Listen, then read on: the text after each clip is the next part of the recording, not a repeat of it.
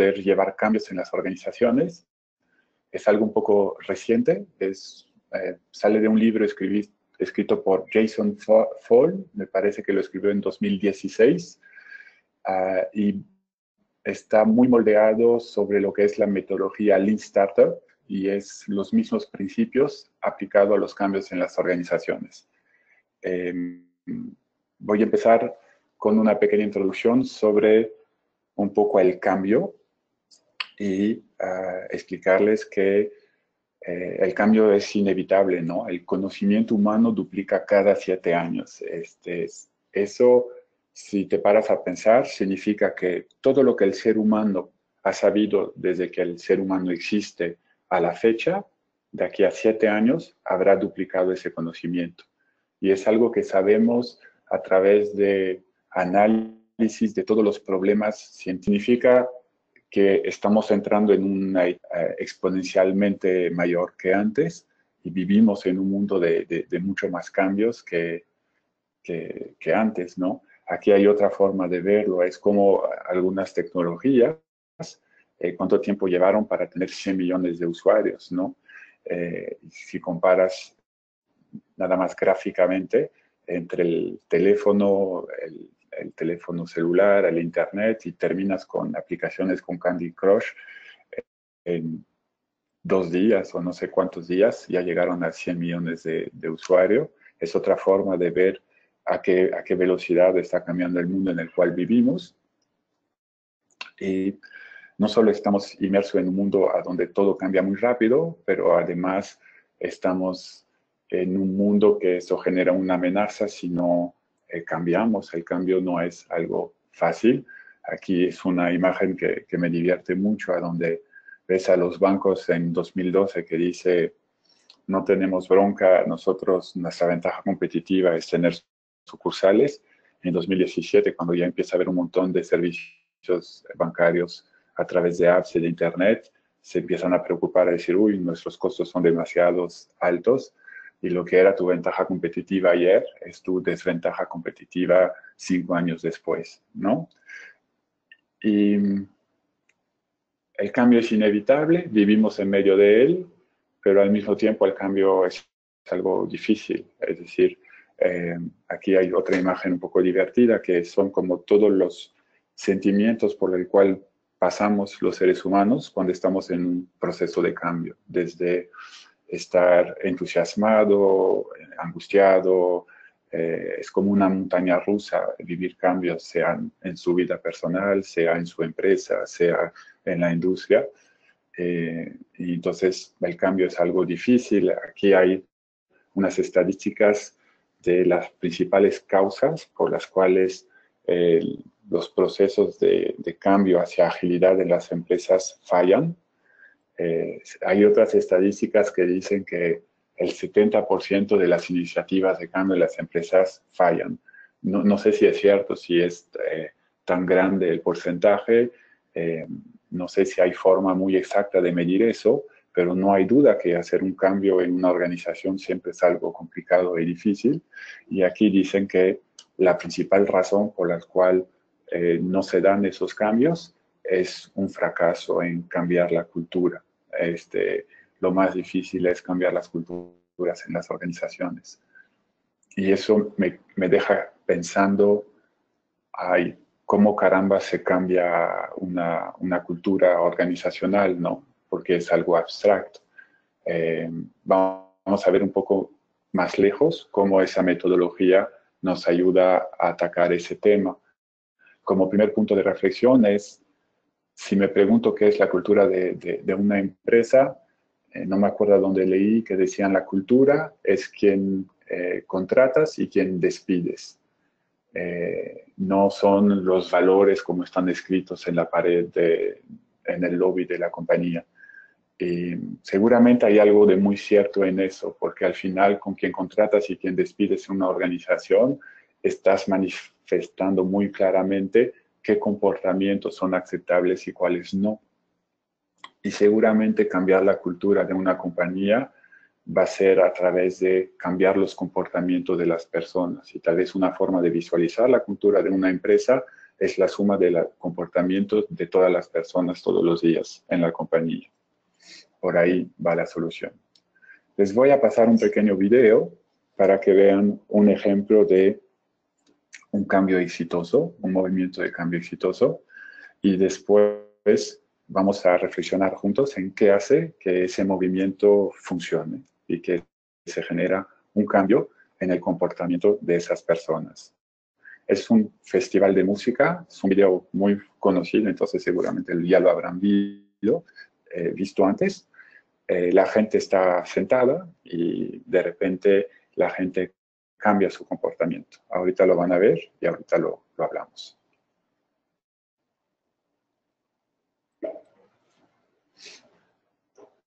If you've learned a lot about leadership and making a movement, then let's watch a movement happen start to finish in under 3 minutes and dissect some lessons.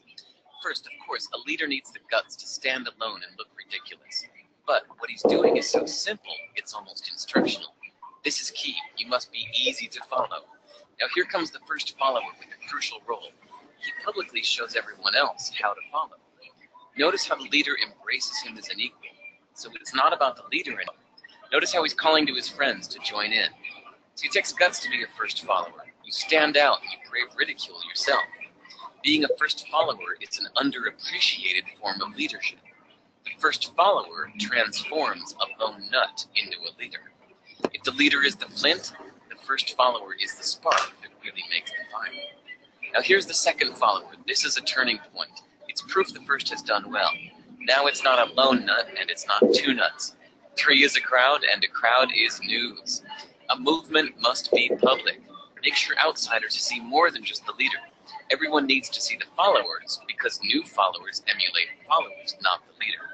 Now here come 2 more people, then 3 more immediately. Now we've got momentum. This is the tipping point, and now we have a movement. As more people jump in, it's no longer risky. If they were on the fence before, there's no reason not to join in now. They won't stand out, they won't be ridiculed, and they will be part of the in crowd if they hurry. And over the next minute, you'll see the rest who prefer to stay part of the crowd, because eventually they'd be ridiculed for not joining. And ladies and gentlemen, that is how a movement is made. So let's recap what we've learned. If you are a version of the shirtless dancing guy, all alone, remember the importance of nurturing your first few followers as equals, making everything clearly about the movement, not you. Be public, be easy to follow. But the biggest lesson here, did you catch it? Leadership is overglorified. Yes, it started with the shirtless guy, and he'll get all the credit, but you saw what really happened. It was the first follower that transformed a lone nut into a leader. There's no movement without the first follower. See, we're told that we all need to be leaders, but that would be really ineffective. The best way to make a movement, if you really care, is to courageously follow and show others how to follow. When you find a lone nut doing something great, have the guts to be the first person to stand up and join in.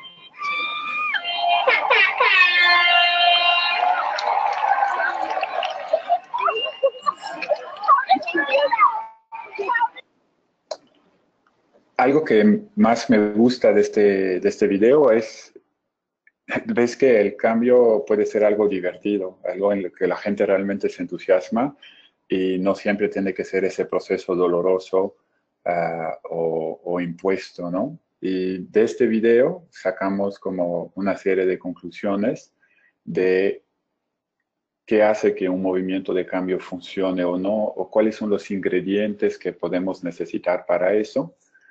Y voy a empezar con el contexto propicio, que ese puede ser como la cultura en el cual nace un cambio. El cambio de comportamiento que está proponiendo en ese video ese chavo que se pone a bailar es, pues, en vez de estar todos sentados escuchando música, pongámonos a bailar, ¿no? Y si se fijan, él está en un festival de música. Me imagino que si quieres hacer lo mismo en una oficina corporativa el lunes a las 9 de la mañana, seguramente te puedes poner a bailar delante de toda la gente, poner la música muy fuerte. Creo que va a ser mucho más difícil que todos se pongan a bailar contigo. Entonces, cuando el contexto en el cual uno está influye mucho en qué tipo de cambio puede dar resultado y qué tipo de cambio va a ser más difícil. Y entonces entender el contexto, la cultura de la organización, de la empresa, de su momento, de las personas, es sumamente importante para que funcione. Después, pues sí, necesitas un líder que no le tenga miedo al ridículo ni al rechazo, porque quien va a iniciar un proceso de cambio, pues son piratas, son gente que no están conforme con el statu quo, son gente que quieren cambiar las cosas. Y si no hay una primera persona que se levanta para bailar, seguramente los demás no siguen. Lo que hace al líder tiene que ser inspirador o divertido. Eh, Seguramente no cualquier comportamiento sería copiado en ese festival de baile. No sé si se pone a correr como loco y a empujar a la gente, seguramente no va a ser divertido y nadie va a querer imitar ese comportamiento y va a generar rechazo y no va a generar que lo siguen. Otra cosa que es importante es que el líder esté a la vista de todos, que sea en público, porque si no, pues está difícil que lo sigan. Otro, que lo que él haga sea fácil de imitar. Cuando el curso que tomamos de Lean Change Management aquí en México hace un mes, tomaron ese ejemplo en un evento de agilidad. Un coach agile intentó lanzar ese mismo movimiento y incluso preparó el contexto porque habló con algunos de sus amigos que estaban asistentes, decir, oye, voy a poner música y se ponen a bailar conmigo para que no haga el ridículo solo, hasta lo amañó un poco y se puso a bailar con una chica y sus 3, 4 amigos se pusieron a bailar y nadie más siguió bailando. Y hay otro coach agile, amigo de él, que hizo lo mismo en otro evento y todos se pusieron a bailar. Y después estaban ellos comentando por qué en un caso funcionó y en otros casos no funcionó. Y en ese caso particular era en Colombia y se puso a bailar salsa, suponiendo que pues todos que eran colombianos saben bailar la salsa, pero era demasiado difícil para imitar y entonces lo veían a esa pareja bailando súper bien la salsa y los demás pues no se atrevían, no se animaban a bailar. El otro puso una música, digamos, de pop que todos conocían y se puso a bailar haciendo más el ridículo y eso intimidó menos a la gente por ese tema de la curva de aprendizaje. Y eso es interesante entenderlo, vamos a ver un poco después, pero un cambio es tan propicio que se dé si la gente tiene las habilidades para hacerlo. Entonces, lo que hace el líder tiene que ser fácil de imitar o hay que trabajar para que se reduzca la dificultad de adoptar, aprender el nuevo comportamiento.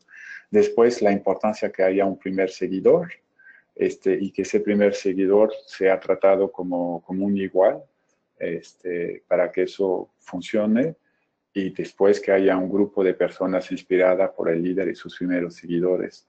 Es como la importancia de tal vez trabajar con los early adopters, es decir, gente que va a tener afinidad con la propuesta de cambio, que va a estar inspirada por el propósito de cambio y que naturalmente se van a atrever a seguir al líder y a trabajar con él para hacer este cambio. Entonces, si se fijan, cuando están bailando, hay un momento que cambia un poco la dinámica social. Es decir, al principio, cuando hay un solo loco bailando, se ve un poco ridículo, se ve un poco raro, y cuando hay 4 o 5, sigue sintiéndose así. Pero cuando ya se ponen todos a bailar, el que se empieza a sentir fuera de su lugar es el que se quedó sentado. Ya no hay ningún riesgo de ponerse a bailar, al contrario, socialmente hay un riesgo de quedarse sentado y verse diferente de los demás. Y las empresas que son exitosas en sus procesos de cambio, pasa eso, pasa que al principio hay más resistencia al cambio, menos personas que lo adoptan, y cuando empieza a ser adoptado masivamente dentro de la empresa, los que se quedaron sentados se terminan sintiendo incómodos y ellos solitos se van. Y se ven en las empresas que tienen transformaciones digitales exitosas, hay gente que nunca le termina de gustar el cambio, pero esa resistencia que al inicio podía hacer que el cambio nunca se diera, cuando ya el cambio está suficiente avanzado, ya esa resistencia no tiene suficiente fuerza para impedir el cambio se vuelve inevitable. Entonces, un video como interesante nos da un montón de elementos para pensar cómo hacer el cambio más fácil. Y aquí les comparto una frase de Schopenhauer que creo que se puede aplicar muy bien, no solo a la verdad, como dice él, pero a los cambios, a la innovación. Dice que toda verdad pasa por 3 etapas. Primero es ridiculizada, como esa persona se empieza a bailar al principio, se ve ridículo.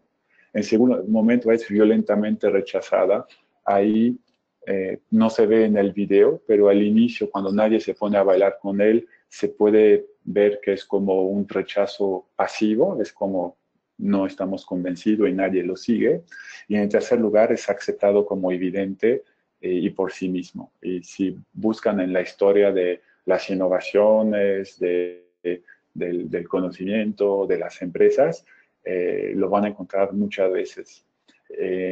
Y es interesante observarlo, verlo, saberlo, porque al final de cuentas, si estás queriendo hacer un cambio y no tienes algunas reacciones de decir, pues es ridículo eso no va a funcionar, eso no sirve de nada, no tienes algún tipo de reacción de rechazo, la verdad es que seguramente no estás cambiando nada o no estás cambiando lo suficiente y entonces hay que tenerlo presente y saber que eso va a pasar, ¿no? Cualquier cambio que uno quiera hacer va a haber resistencia, ¿no?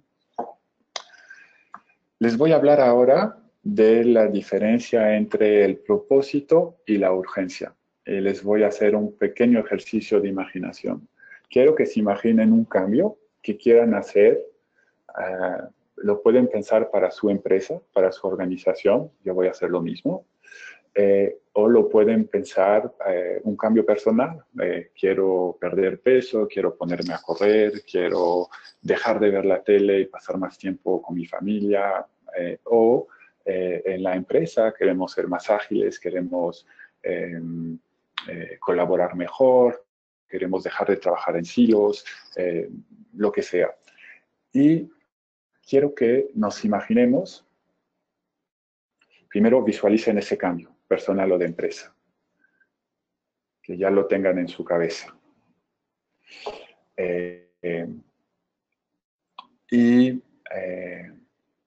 Yo, por ejemplo, me voy a proponer como cambio que seamos una empresa más ágil, que mejoremos time to market, que seamos más innovante y que incrementemos la satisfacción de los clientes. Es un poco muy genérico todavía, no tengo tan claro qué comportamientos quiero cambiar, pero tengo esa idea genérica de un cambio positivo para Multiplic.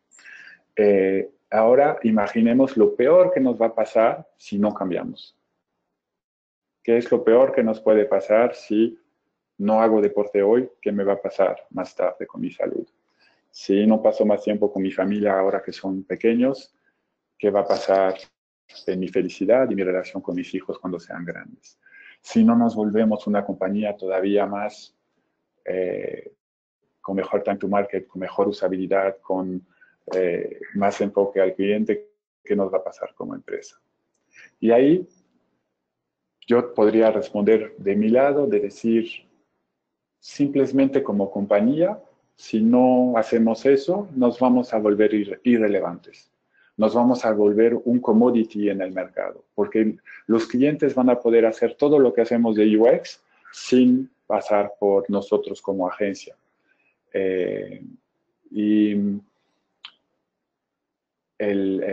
Los clientes necesitan reducir su time to market, necesitan innovar, y si nosotros no somos una fuerza que les ayuda a cuestionar el statu quo, que les ayuda a habilitar el cambio en sus organizaciones, vamos a hacer un commodity. Vamos a estar compitiendo por precio, va a mermar la rentabilidad y en unos años nadie nos va a necesitar y se va a acabar el negocio. ¿Bien?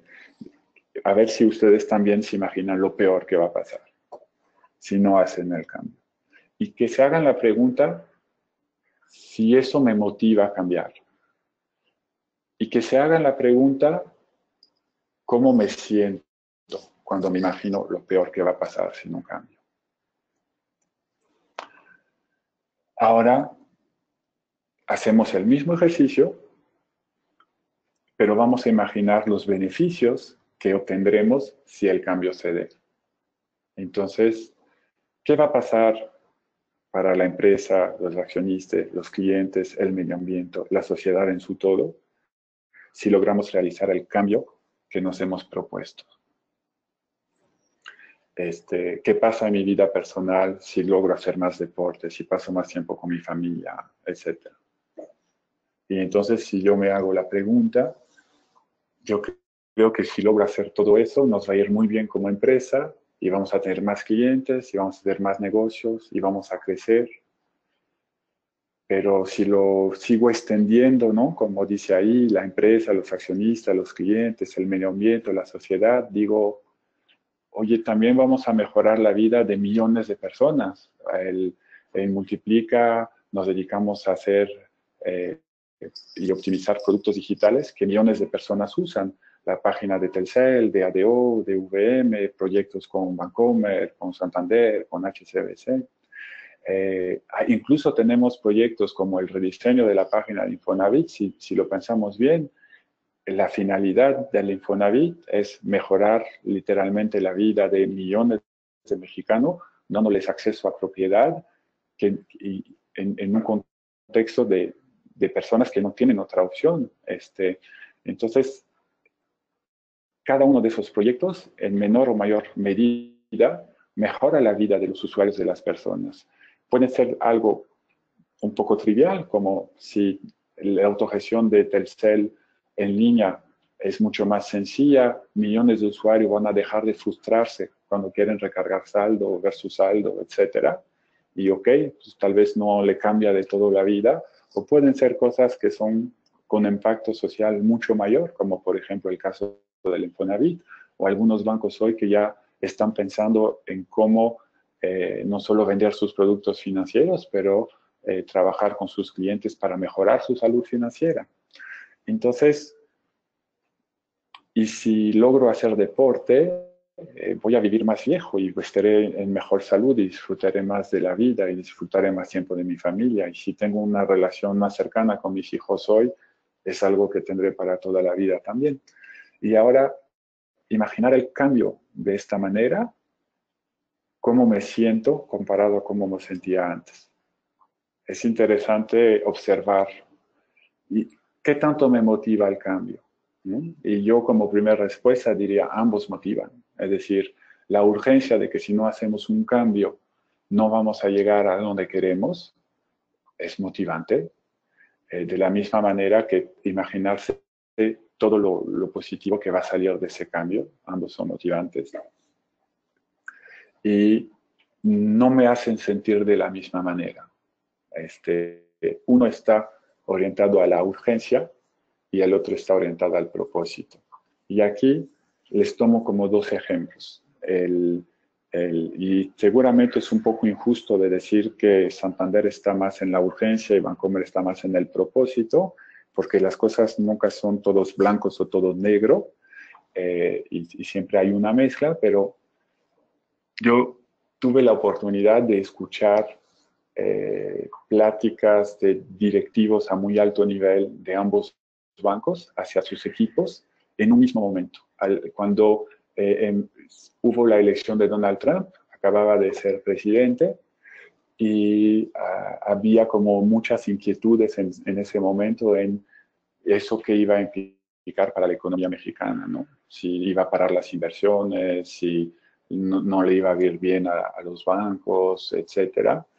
Y escuché dos discursos que estaban como muy enfocados, uno a la urgencia y el otro al propósito. Y en Santander se escuchaba que habían recortado miles de puestos en la empresa, que necesitaban urgentemente la transformación digital y cambiar, etcétera. Y básicamente, si no cambiamos bien y rápido, nos va a llevar la fregada.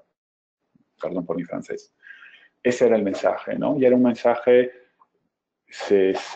era un mensaje que olía a miedo y era como una amenaza velada hacia el equipo. Y lo que se respiraba con ambiente en esa sesión que pude asistir no era muy inspiradora.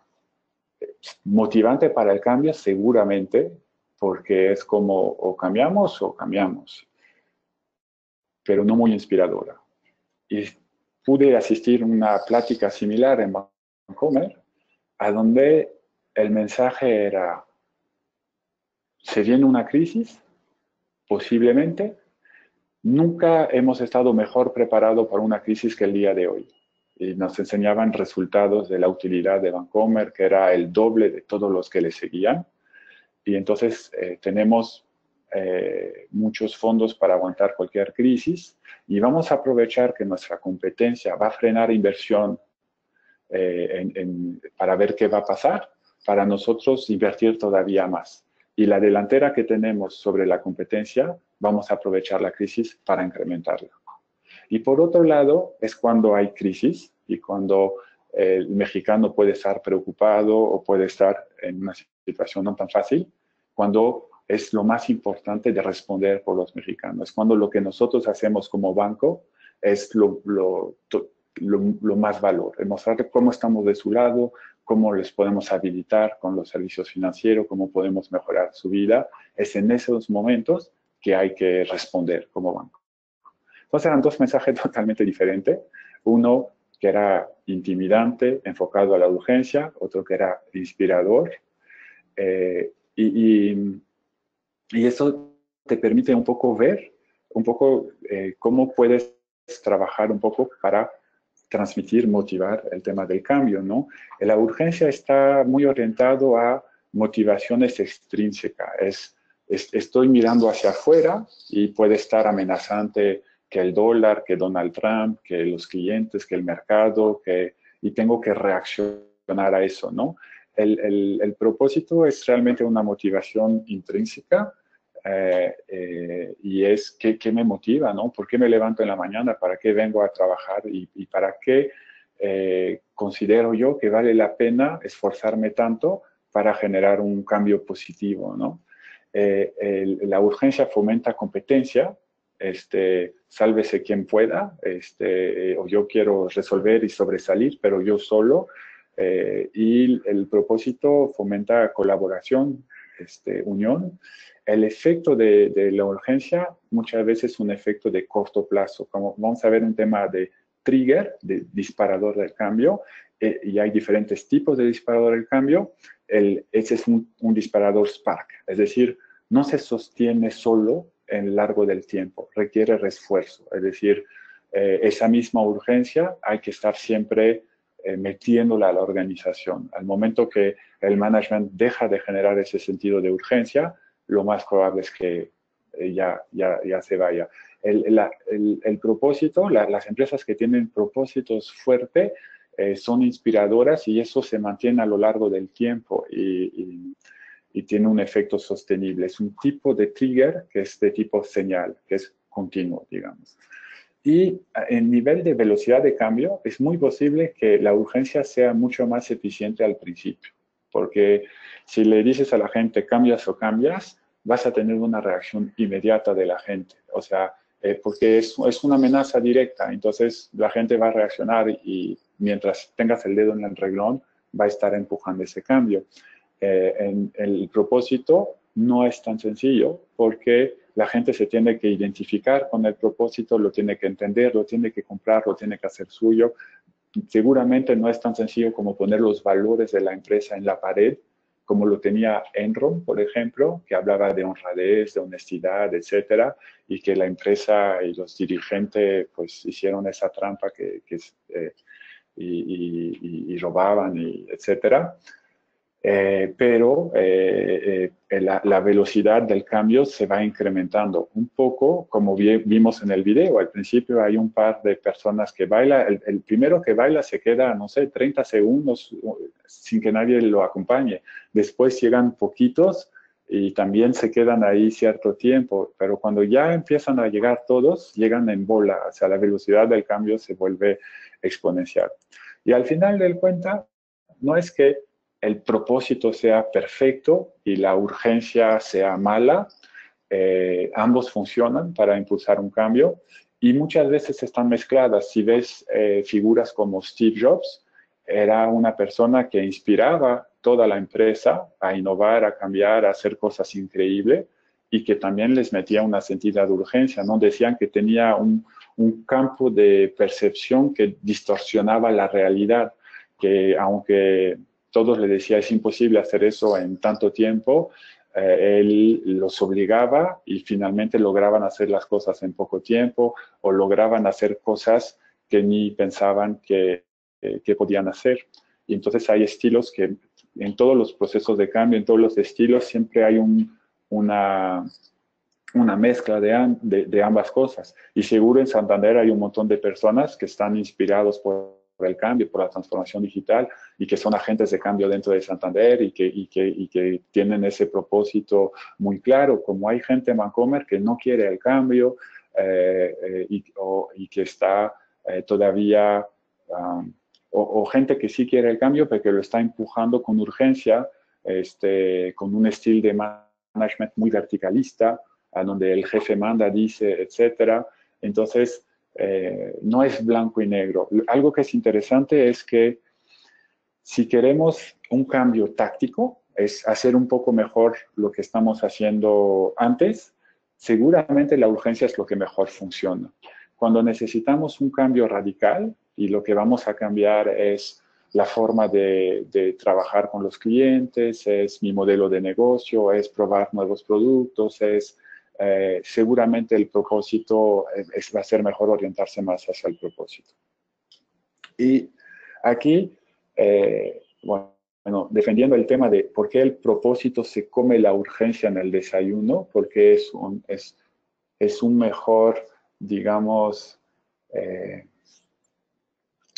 alimento para el cambio, es que, como vieron en los procesos de cambio, siempre hay un momento en el cual el desempeño cae, porque finalmente cambiar es dejar de hacer las cosas como antes las hacía, y como las hacía antes, pues funcionaban. Que también funcionaba, no sé, pero es algo que yo sabía hacer como persona, como equipo, como organización. Y ahora estoy empezando a hacer algo que no sabía hacer. Entonces, en ese proceso de aprendizaje, siempre vas a empezar no por mejorar el desempeño empieza bajando.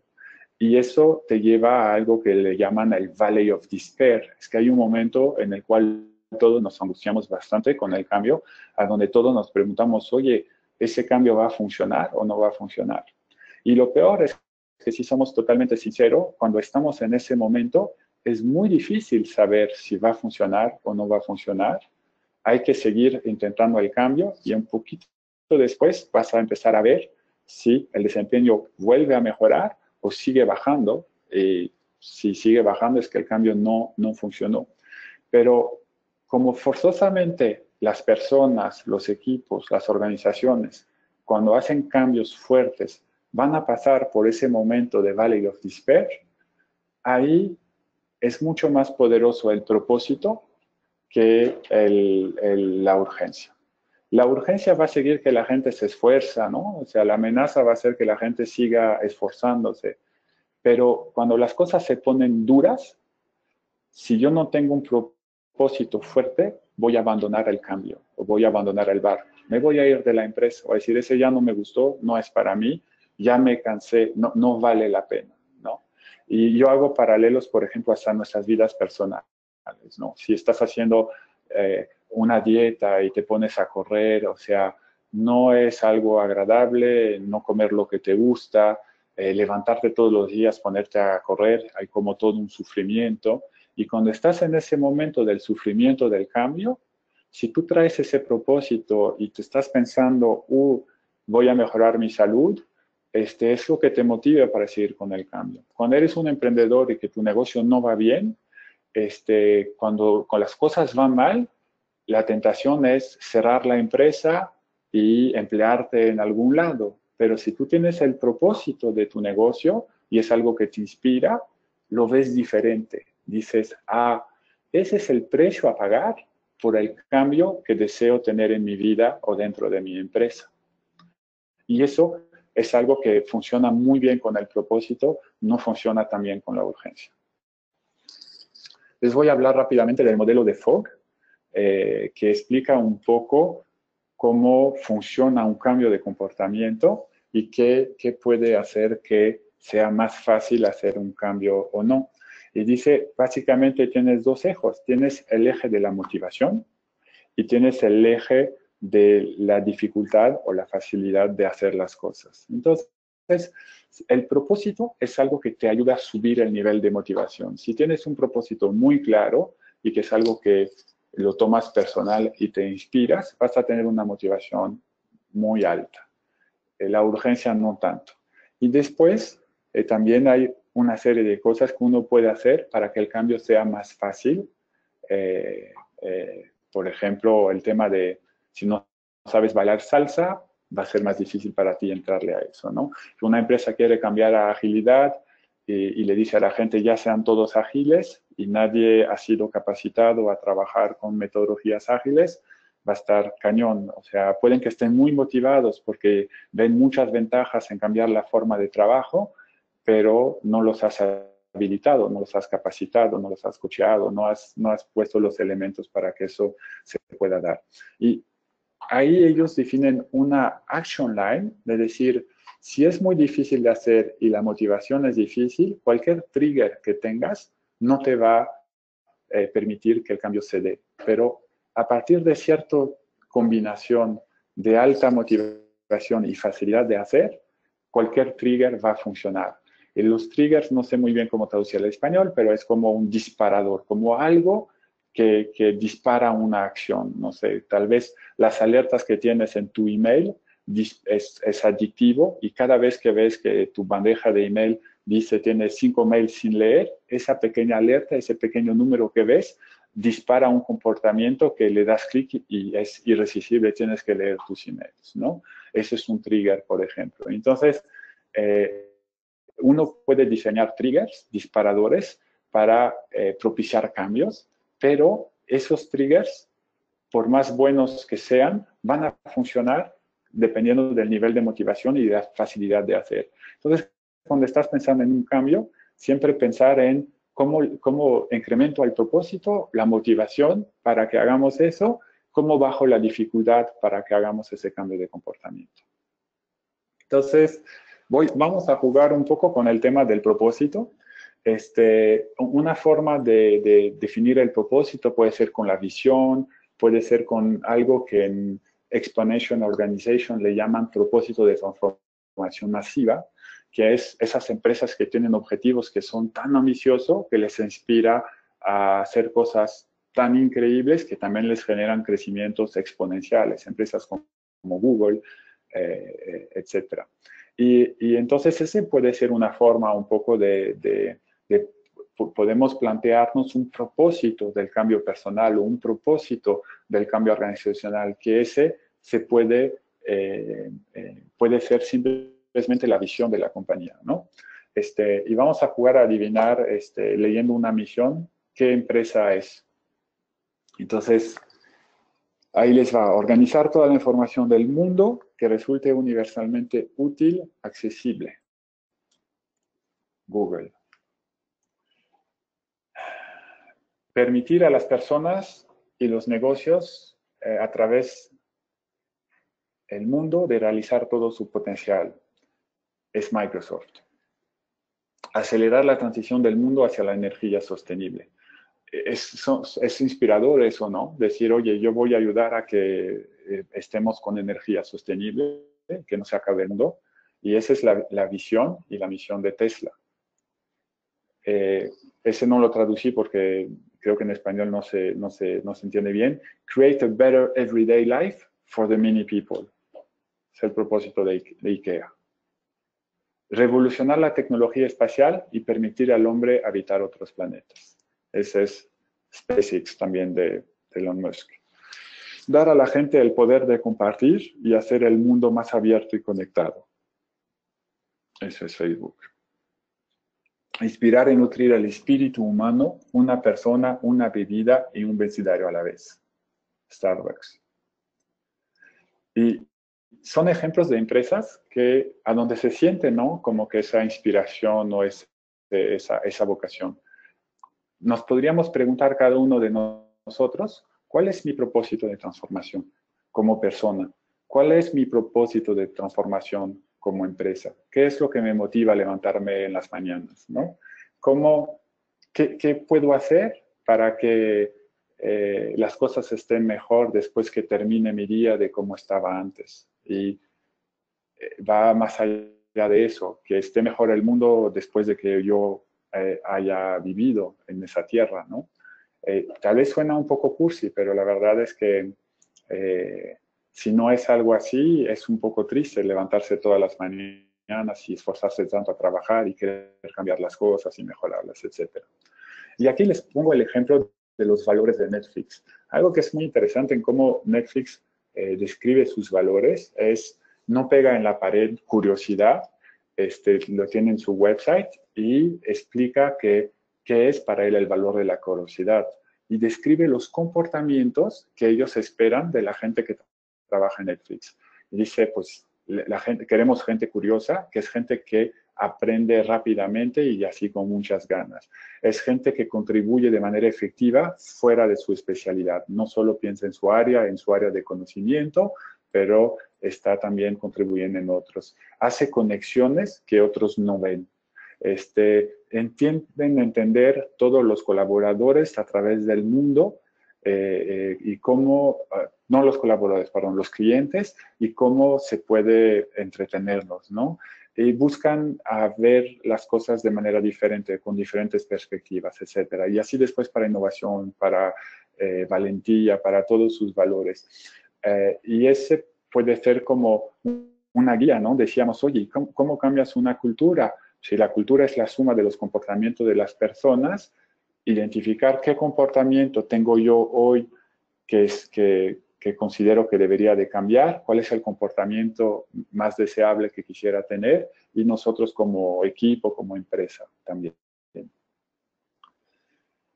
Y ahora voy a explicarles realmente en 10 minutos lo que es el marco de trabajo de Lean Change Management. Cómo Lean Change Management un poco se apoya en todo esto que les acabo de explicar. Lean Change Management es el jiu-jitsu del cambio organizacional. Viene un poco de decir, si hago un cambio por urgencia, vertical, guiado de arriba hacia abajo, voy a tener mucha resistencia en el camino. No es la mejor forma de hacerlo.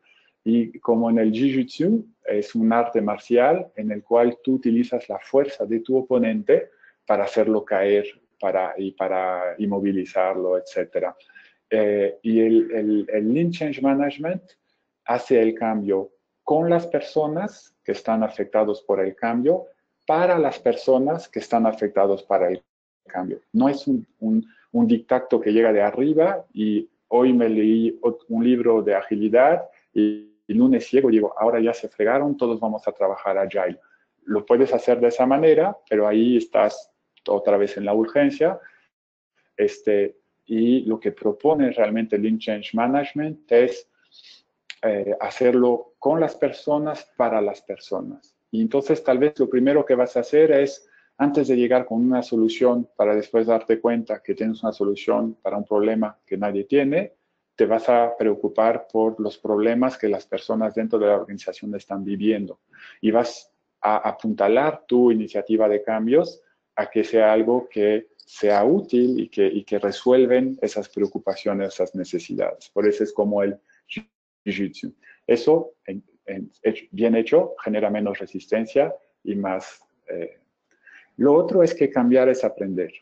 Finalmente, cuando cambias, estás desaprendiendo un comportamiento que ya se volvió un hábito y estás aprendiendo un nuevo hábito. Y no es trivial eso. Es bien importante porque si uno llega y dice, oye, tenemos que cambiar, cambiemos todo y vamos a cambiar. Ahora ya no hacemos eso y hacemos esa otra cosa. Es algo intimidante porque seguramente yo voy a tener un montón de dudas. Es decir, ese cambio me sirve, realmente resuelve algo que quiero resolver, va a funcionar hacerlo de esta manera. ¿Qué va a pasar después con mi trabajo? ¿Es algo que va a ser beneficioso para mí? ¿Es algo que realmente me ayuda o es algo que me va a distraer y me va a impedir hacer lo que amo o me va a impedir llegar a mis objetivos? Digamos, el cambio tomado de frente es algo intimidador. Ahora, ¿qué pasa si llegamos y decimos, oye, hagamos un experimento para aprender? O sea, si hay esas cosas que queremos cambiar, que sentimos que hay cosas que queremos mejorar, ¿por qué no probamos algún tipo de solución y veamos cómo nos va? Y entonces ya no es tan intimidante, es como, no te estoy pidiendo de cambiar, te estoy pidiendo de investigar, de aprender, de ayúdame a entender si hacemos tal cosa o tal otra cosa, si logramos hacer el cambio que queremos, si eso nos mejora. Y efectivamente, si el experimento no es exitoso, y si vemos que ese cambio que propusimos no está mejorando la situación que vimos inicialmente, pues ese cambio no va a perdurar, no lo vamos a implementar. Entonces, realmente es mucho más amigable hacia los equipos y las personas invitarles a experimentar las cosas e invitarles a aprender de esos experimentos. Y seguro, el objetivo que tenemos como organización es producir un cambio, es pasar del comportamiento A al comportamiento B. Pero el enfoque, y ese puede ser el objetivo de los agentes de cambio, el enfoque hacia los equipos que van a instrumentar y llevar el cambio, mi recomendación es que sea hacia aprender. ¿Y cómo se aprende? Pues una forma de aprender es experimentando, ¿no? Está bien que vayamos a cursos, que leamos libros, que tengamos webinar, pero si no lo aplicamos, si no lo probamos, pues quién sabe, igual el Lean Change Management es una moda, es algo muy bonito, pero no es práctico, no funciona. Entonces, la forma de saber si eso funciona es probarlo, como cualquier cambio. Y después, otra forma es jugando. Eso no es exactamente Lean Change Management. Lean Change Management se queda en experimentando. El tema de gamificar los experimentos y el proceso de cambio es una idea que nos dio Luis Mulato, quien nos dio el curso de Lean Change Management aquí en México. Tampoco tengo muy claro cómo se articula eso, pero se me hace una idea brillante. Idriss Aberkan, que es un francés que escribe mucho sobre el conocimiento y él dice que el aprendizaje es el resultado de la atención y el tiempo. Es decir, si tú dedicas mucho tiempo a algo, pero no le pones mucha atención, no aprendes mucho. Y si le pones mucha atención a una cosa, pero solo le dedicas una media hora, tampoco le aprendes mucho. Y a donde tu aprendizaje se vuelve mucho más sólido es le prestas mucha atención en algo mucho tiempo. Va ligado con teorías como la de las 10.000 horas en un libro de Malcolm Gladwell, de Outlier. Él analiza a la gente que es sumamente exitosa y toma el ejemplo de The Beatles, de músicos, de deportistas, etcétera, y dice, toda esa gente tiene en común 10.000 horas de prácticas, pero no cualquier práctica. No es que durante 10.000 horas tocan música o juegan fútbol, no me acuerdo cómo le llamaban, pero es una práctica como que consciente, a donde estás haciendo ejercicio, esfuerzo para realmente aprender y superar. Y es esa intensidad de la atención en tu práctica que hace que realmente estés aprendiendo. Y hay algo ahí que dice Idriss en sus libros, que los videojuegos captan la atención de una manera increíble. Hay más horas jugadas en Warcraft en todo el mundo que si los pones todas esas horas juntas, es más que la edad de Apple como empresa, es más que desde que hubo la Revolución Francesa, es más y remonta así, no sé si son 2000 años de así concurridos seguidos, o todavía mucho más que eso, no me acuerdo, pero es como alucinante. Y lo que dice que hacen los videojuegos es que te captan la atención de una forma que terminas dedicándole como un montón de horas y un montón de atención. Si lográramos hacer que el aprendizaje, las escuelas sean un poco así, podríamos aprender mucho más. Y entonces hay algo ahí en el juego que puede ser muy poderoso para hacer los cambios. Y tal vez la forma más sencilla de verlo es decir, oye, que los cambios sean experimentos y esos experimentos que sean divertidos, que sean juegos. Estamos jugando, estamos aprendiendo. Veamos después qué pasa. Entonces, el marco de trabajo se explica muy rápido. Primero es insight, cómo me doy cuenta de problemas reales que existen y no los que yo me imagino para apalancar el cambio sobre eso. Después, opciones, cómo defino opciones para hacer los experimentos. A veces uno quiere ir directamente con la solución y la verdad no ha visto que hay 5, 10, 20 maneras de resolver eso. Entonces, jugar con opciones es muy deseable. Y después hay que resistir a la tentación de querer, por ejemplo, irse con la primera y entonces no busco opciones, o al revés, tengo 5 opciones y quiero implementar las 5 a la vez. Tú vas a hacer un experimento sobre una opción, la que de esa problemática, de las 5 posibles soluciones, cuál te hace más sentido y esa solución la vas a probar. Y para probarlo vas a preparar el experimento, entonces vas a ver todo lo que necesitas para probar eso. Algunas cosas importantes, que el experimento tenga un tiempo limitado, porque si está abierto, vamos a probar y no sabes cuándo vas a ver los resultados, como que no es tan eficiente. Entonces dices, pues eso lo voy a probar un mes o lo voy a probar 2 meses, una semana, depende del tipo de cambio. Después es que puedas medir objetivamente si el cambio funcionó o no funcionó, ¿no? Entonces, ¿cómo mides que los comportamientos que tenías antes ya se volvieron como otros? ¿Y en qué proporción o en qué porcentaje? Entonces, obviamente, cada experimento va a tener como una medición diferente, pero es importante que haya como algún criterio. No necesita ser una fórmula matemática científica, pero algún criterio objetivo que sea fácil de ver y que permita que el equipo, al terminar su experimento, pueda decir, oye, eso funcionó muy bien, hay que adoptarlo. Eso de plano no ha funcionado, no hay que adoptarlo, al menos no de esta manera, tal vez hay que hacerlo de otra manera. O estamos como que en una zona de gris, porque eso funcionó bien, eso no funcionó tan bien, y aquí podemos decidir de tunear el experimento o mantenerlo un poco más de tiempo para tener más información y entender mejor si está funcionando o no. Y entonces, en la preparación vas a definir ese tipo de cosas, ¿no? ¿Cuánto tiempo? ¿Cuál es el criterio? ¿Cuál va a ser el experimento? ¿Quién lo va a hacer? ¿Sobre qué alcance? Seguramente quieres hacer algo nuevo, no lo vas a implementar en todos los proyectos de toda la empresa, vas a agarrar un equipo o un proyecto en particular, y qué es todo lo que necesitas para hacerlo. Oye, que es un cambio de la forma de trabajo, necesitamos una capacitación, y necesitamos un coach, y necesitamos comprar computadoras, y necesitamos qué sé yo. Todo eso es la preparación. Después lo ejecutas, cuando termina el tiempo lo revisas, ¿no? Y si el experimento dura cierto tiempo, seguramente vale la pena hacer revisiones parciales. Si un experimento dura 2 meses, hagamos retrospectivas, revisiones cada 2 semanas para ver cómo va el experimento. Y aquí viene un poco formas de que puedes estar jugando con las opciones, ¿no?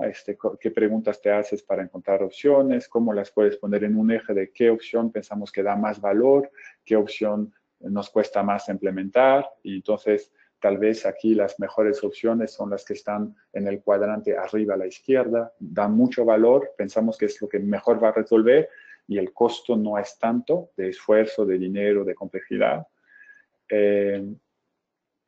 Y pensar como experimentos, pequeños cambios que hacemos todo el tiempo, en vez de pensar que vamos a cambiar el mundo de una vez, lo hace menos intimidante, pero lo hace mucho más factible, mucho más concreto, mucho más... Si nos vamos a comer un elefante, pues hay que comerlo por pedacitos.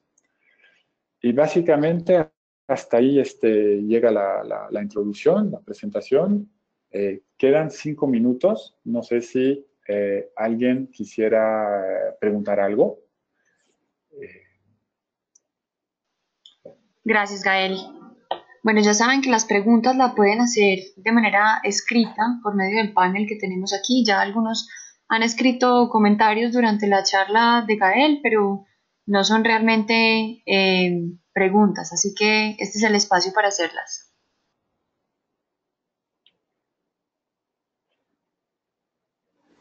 Y en caso de que no tengamos preguntas en este momento, Gael, ¿nos puedes compartir tu mail?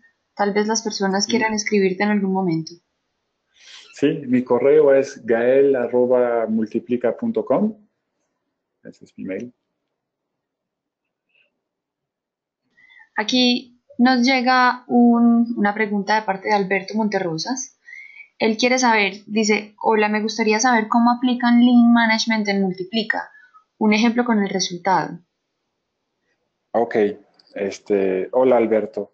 Eh, la verdad lo que hemos hecho es, me fui al curso y llevé conmigo personas de la organización que son naturales agentes de cambios, personas que tienen responsabilidades transversales. Matías, por ejemplo, que es uno de los socios, Rodolfo, que es el director de innovación, Víctor, que es el responsable de agilidad, Francis, que es el líder de UX, para que esas, no sé si estoy olvidando a alguien, pero todas esas personas que tienen una responsabilidad transversal con todos los equipos, que todos tengamos como ese conocimiento de ese marco de trabajo. Y después empecé a hacer un poco tímidamente algunas sesiones que le llaman de Lean Coffee, que son sesiones, invitas a todos, vienen los que quieren, no pones ninguna agenda, es una técnica que viene en Lean Change Management para tener insights. Las personas listan qué temas quieren hablar y los votas para ponerles prioridad y los vas hablando en el orden de prioridad. El que dio el tema, pues lo empieza a explicar y ahí mismo puedes empezar a decir, bueno, ahí ese tema, si queremos hacer algo al respecto, ¿qué solución podríamos tener? Y después es como que darle seguimiento. Entonces, lo he hecho una vez, necesito hacerlo más. También tenemos un demo party que hacemos cada 2 meses, a donde es prácticamente el único momento que estamos todos reunidos. Y fue sobre ese mismo modelo, creo que se llama Open Space, ese modelo de evento de agilidad. El mismo equipo definió los temas y después cada persona tiene 1 minuto para exponer su tema, para que la gente entienda qué tema es, votan y son los temas que fuimos platicando a lo largo de todo el día. Y algunos se dieron, fueron como, de ahí hicimos un taller de Lean Change Management. Algo que fue interesante es que no fue algo que yo propuse. Yo propuse un tema y nadie votó por mi tema. Y ahí te das cuenta a qué punto es interesante como tener esos mecanismos que te permiten entender qué realmente le preocupa al equipo, porque la visión que tienes tú siempre va a ser como que parcial, poco objetiva, y yo a veces creo que el equipo quiere saber la salud financiera de la compañía, la estrategia y todo eso, y a veces el equipo no le preocupa tanto eso y está bien, pero tienen otras preocupaciones y entonces puedes trabajar con ellos en esas preocupaciones, con esos mecanismos. Y ahí alguien del equipo dijo Lean Change Management. Y entonces hicimos un taller de 1 hora, medio improvisado, sobre Lean Change Management, a donde nos separamos por equipos y cada quien definió un experimento y ahí salió una serie de temas. Entonces, eso es lo que hemos estado haciendo y después que termina el Open Space, no hay un seguimiento tradicional de que, dijimos que vamos a hacer esas 5 cosas y ahora va el policía detrás de la gente para ver si lo hacen o no. Está una invitación y yo, por ejemplo, anoté unas cosas que salieron de ahí y como necesidades de capacitaciones y cosas así, y le estoy dando seguimiento. Y en el siguiente Open Space sí daré como un resumen, eso es lo que hablamos la vez pasada, y eso es lo que sé que varios de nosotros hicimos al respecto, y veamos qué otros temas queremos hablar. Y tal vez no genera un cambio tan sistemático o masivo, porque lo estamos un poco dejando a la iniciativa de las personas, o sea, les estamos dando como las herramientas metodológicas y un poco conceptuales, y estamos buscando crear un entorno que favorezca eso. Y hay varias personas que ya me vinieron a decir, oye, yo quiero hacer Lean Change Management porque en mi equipo, es un Scrum Master que me buscó hace un par de días, es un equipo nuevo que se juntaron de 2 equipos y de gente nueva que llegó para un proyecto que era grande, que requería más personas, y la comunicación dentro del equipo no es la óptima. O sea, están teniendo muchas discusiones y no están siempre de acuerdo en cómo hacer las cosas. Quiero usar Lean Change Management para ayudar a mejorar eso. Y entonces tuvimos una plática sobre cuál era tal vez el mejor approach se llevó algunas sugerencias mías y lo va a implementar. Y ya lo está llevando con su equipo. Ya me dirá después que también le ha ido. Ella va a tocar el tema en una retrospectiva y va a dejar que emerja del equipo de que ellos digan si sí es un problema o no y qué quieren hacer al respecto.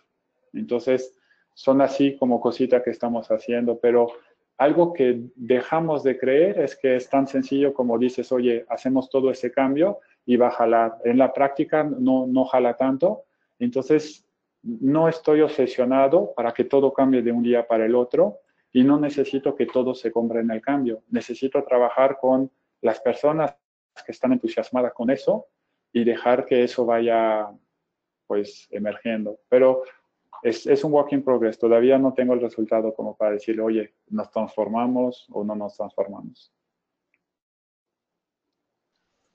O qué tan lejos hemos llegado. Muchas gracias, Gael. Vale, Alberto también da las gracias.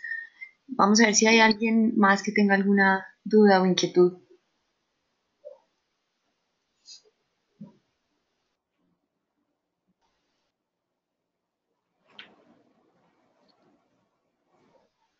Bueno, creo que por ahora no tenemos más preguntas. Bueno, de todas maneras ya tienen el correo de Gael por si quieren consultarle algo más adelante. Gael, muchísimas gracias a ti por compartirnos todo esto el día de hoy. Gracias a todos. Bonito día a todos. Hasta luego. Hasta luego, gracias a todos por participar y estén pendientes de nuestras próximas Open Sessions que estaremos compartiendo por las redes sociales. Un abrazo y feliz día. Chao.